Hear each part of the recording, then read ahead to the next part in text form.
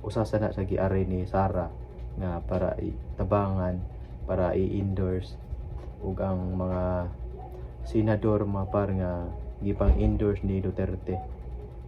So mayong adlaw kanatong tanan karon mapar no, ug ilabi na gyud sa mga sulit kaayo nga subscribers nato diha nga pirmi gyud nga gaatang sa atong mga video reaction. Ug daghan ing salamat ninyo kay kung wala mo, wala sad ko diri ron sa social media. So karon mga par mag-react about ani kang Sara Duterte mga par. Kay kani si Sara Duterte murag lisod kaayo siya nga ma-impeach karon. Pamina nako mga par kung dili gini siya mapa-impeach sa karong tuiga. Unya sa sunod tuig mo langsa ni siya o kanang mudagan ni siya pagka presidente sa 2028. Sure magyud ko nga mudaog gini si Sara sa pagka presidente. Bisag karon ug kinsa pay bangga ni Sara Duterte niya pagka presidente, way mo barugana kay tungod daghan kayo ng supporters ang mga Duterte nya karon kay, pero murag ka ng layo kay sa tinuod yun nga mapa-impeach ni si Sara. Kay daghan naman kayo ang mga senador karon nga murag i-aksyon na o ka ng laban ni Duterte nya. Siyempre si Sara Duterte na impeach naman na nga to sa lower house. So siyempre ilang sa gipasa po sa lower house ngadto sa Senado unya karon kay ang Senado kanang maumanay mo mag-judge ngadto kung mapa-impeach ba si Sara. Unya karon kay si Sara medyo ang mga senador karon nga gipang endorse ni Duterte medyo kusog-kusog man.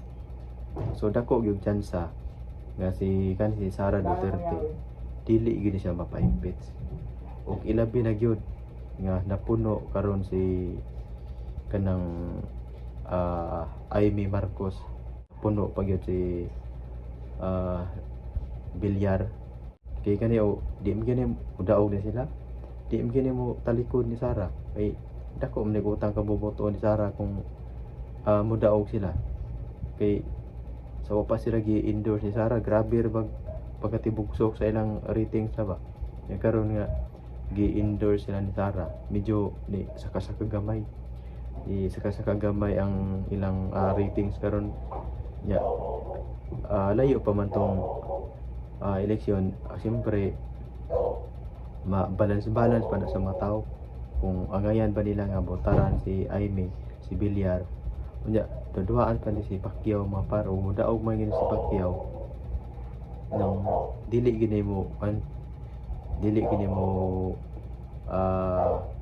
pirma sa impeachment ni Sara. Kay kanang okay nang Duterte mo na si Pacquiao nya diadto na siya nga to sa alyansa.